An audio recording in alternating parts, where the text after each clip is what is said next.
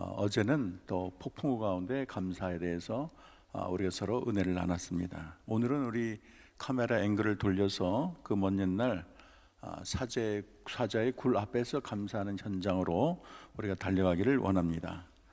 사자의 굴 하면 여러분 뭐가 생각이 나나요?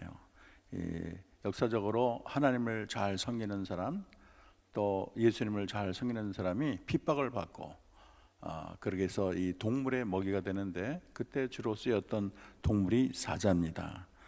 그런데 오늘 하나님을 진실되게 섬기는 이 다니엘은 사자굴에 들어가는 것을 두려워하지 않고 자신의 생명을 다 바치기까지 하나님을 사랑하고 감사한 이야기를, 오늘 은혜를 나누기를 원합니다. 다니엘은 이스라엘에서 바벨론으로 포로로 잡힌 자예요. 근데 그것도 어린 나이에서 잡혔습니다. 그래서 아마 이 만국의 한이 마음에 가득 찼을 거예요. 그런데도 성경을 아무리 봐도 다니엘이 자기 신세를 한탄했다는 이야기를 발견할 수가 없어요. 자포자기 않았어요. 얼마나 꿋꿋한지 몰라요. 그가 의지하는 자는 하나님이었기 때문인 것입니다.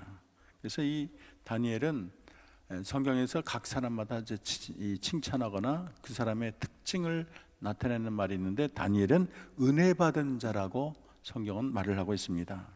지혜와 총명을 넘치도록 하나님이 다니엘에게 부어줬어요.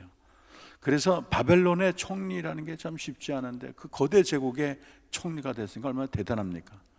또 이 다니엘은 놀라운 게 나라가 바뀌어도 여전히 총리예요. 그래서 페르시아 다리오 왕에서 그때 120개의 방백을 두고 전국을 120개로 나누어 통치했는데, 그들 위에 3명의 이 총리를 뒀는데 그 중에서도 으뜸가는 총리가 다니엘이었습니다. 근데 우리가 참 생각을 해도 자기 나라 혈통에서 나온 것이 아니고 저 외국에서 포로 출신의 사람 중에서 그렇게 최고의 자리까지 올라가니까 얼마나 시기하는 눈이 많겠어요. 아니, 네가 혈통이 포로 주제에 어떻게 그 자리까지 올라가냐라고 틈만 나면 그를 끌어내리려고 흠잡으려고 하는 무리들이 굉장히 많았어요. 그래서 기회만 엿보다가 어떻게 생각하냐면, 이제 그 나라의 왕 외에 다른 신에게 절을 하게 되면 그 사람을 이제는 다 처리하기로, 사자굴에 집어넣기로, 아예 그냥 왕이 변경하지 못하도록 왕을 꼬셔가지고 도장을 꽝 찍게 만들었어요. 그래서 이제 이 30일 동안에 왕 외에 다른 신에게 이제는 절하게 되면 꼼짝없이 사자굴에 들어가 먹게 될 판이었습니다. 근데 다니엘은 사자굴에 들어갈 것을 빤히 알면서도 살아계신 하나님께 감사 기도를 했다는 게 너무나 놀랐습니다.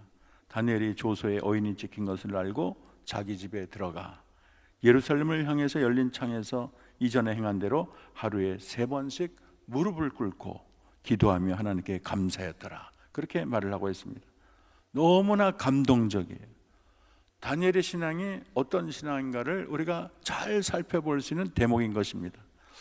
먼저 다니엘은 습관적인 감사로 하나님께 영광을 돌렸습니다. 왜냐하면 10절에 봤더니 전에 행하던 대로, 그렇게 말을 했어요. 따라합시다. 전에 행하던 대로. 그래서 다니엘의 기도와 감사가 무슨 심각한 일이 생겨서 갑자기 불가피하게 한 게 아니에요. 오랫동안 습관적으로 기도한 결과입니다. 전에 하던 것을 지금도 할 뿐이에요. 근데 보면 하루에 3번이나 예루살렘 성을 향해서 열린 창으로 기도를 했는데, 어제도 오늘도 내일도 계속되는 습관이었습니다. 근데 가만히 생각해보면 이게 쉬운 게 아니에요. 왜냐하면 다니엘이 얼마나 바쁩니까? 우리가 한 번만 교회 와서 기도하는 것도 쉽지 않은데 다니엘처럼 바쁜 사람이 없어요. 120 그런 지역을 통치하는 큰 일인데 얼마나 맨날 일이 올라오겠어요.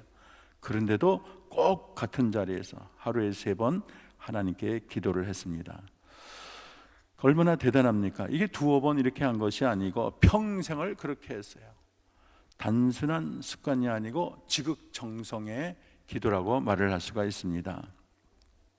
하루에 우리가 세끼 식사하듯이 그렇게 고정적으로 기도하는 것이 중요합니다.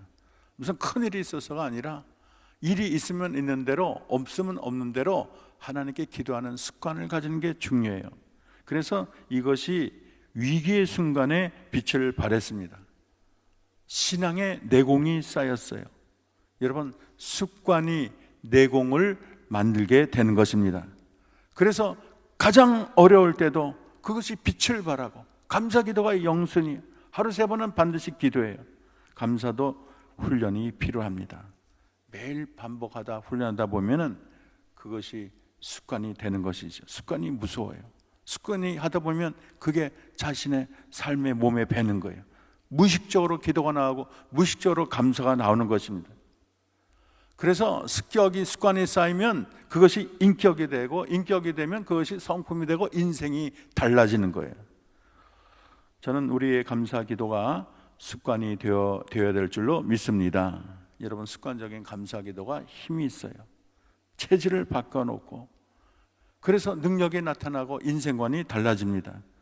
여러분, 어두운 불평의 안경으로 보면 온 세상이 다 불평투성이에요. 그러나 감사의 안경을 쓰게 되면 세상이 얼마나 밝고 환한지 모르겠어요. 그래서 감사의 체질로가 되면 달라지는 게 있는데, 그게 바로 눈입니다. 눈이 예리해지고 남이 보지 못하는 것을 보게 되는 것입니다. 저는 이제 사금 파는 사람들, 사금을 이제 캐는 사람들 얘기를 좀 살펴보면, 그들은요 참 눈이 달라요. 왜냐하면 인간의 육안으로 보면 다 그게 금이 뭐 반짝반짝 빛나는 게 아니에요. 그냥 보통 흙이에요.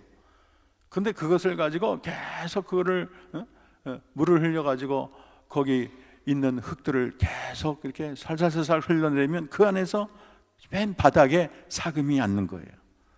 그래서 사금을 캐는 사람은 눈이 예리하다는 것을 알 수가 있습니다. 그것이 바로 감사의 눈이에요. 우리도 사금 캐듯이 감사를 발견할 줄 알아야 됩니다. 평범한 상황에서 금을 발견하듯이 우리가 평범한 상황에서 그렇게 감사의 금을 캐는 이러한 날라한 시야가 얼마나 중요합니까? 미국 어떤 부흥사가 집회 장소로 가려고 버스를 탔어요. 근데 뚱뚱한 흑인 여자가 아이를 5명이나 데리고 딱 옆에 타는데, 아이들이 할도 밀고 오는 바람에 저 구석으로 밀려났어요. 하여간 마음속에 뭐 불평이 나고, 이 여자 왜 이 모양이냐 이러다가, 아이고 범사에 감사란 얘기를 들었는데, 이런 때도 감사가 나올까 생각하다가 딱 생각이 났어요. 뭐라고 감사했겠어요? 하나님 감사합니다. 옆에 여자가 내 아내가 아닌 것을 감사합니다. 그랬다는 거예요. 하여간 모든 데 감사하려면 감사가 나오는 거예요. 감사의 시각으로 보면 모든 게 감사해. 감사하지 않은 게 없어요. 그래서 감사는 언제나 어디서나 할 수 있는 것입니다. 저는 여러분에게 감사 일기를 써보기를 권합니다. 하루에 일어날 일 중에 5가지만 매일 써가 보세요. 그러면 삶이 달라지는 거예요. 삶이 윤택하고 풍요롭게 되는 거예요. 이전에는 우중충하고 감사할 일이 안 보였는데 자꾸 하다 보면 눈이 예리해져서 이제는 매사가 감사로 바뀌게 되는 것입니다. 오늘 거뜬하게 잠자리에 일어난 거 감사합니다. 창문을 열어봤는데 새가 짹짹 지저귀는 것을 보고 감사합니다. 오늘 들길을 가다가 이름 모를 야생화를 봤는데 감사합니다. 점심때 친구가 칼국수를 맛있게 먹었는데 감사합니다. 오늘 우리 아내가 잔소리를 안 해서 감사합니다. 뭐 감사하려면 끝이 없어요. 일상적인 삶 자체가 감사의 제목이 되는 것입니다. 그래서 우리가 아침마다 틀어주는 찬양이 장미꽃 가시에도 감사, 길가의 장미꽃 감사, 따스한 가정 희망 주신 것 감사, 기쁨과 슬픔도 감사, 하늘 평안을 감사, 내일의 희망을 감사, 영원토록 감사해. 감사 찬양이 자기 마음속 깊은 데서 하나님께 자꾸 올라가는 거예요. 여러분, 나의 일상적인 작은 영역이 감사의 영역으로 바뀌어야 됩니다.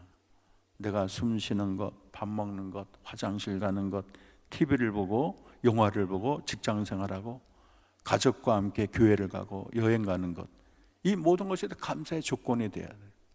제가 옛날에 이제 신방을 하다 보니까 어떤 여인이 감사인데, 이건 남다른 감사를 제가 발견했어요.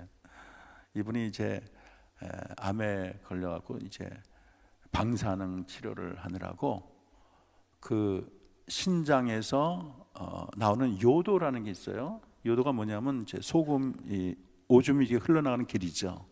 그게 막힌 거예요. 막혀가지고 어떻게 하면 그거를 인공관으로 넣었어요. 인공관으로 넣었어요.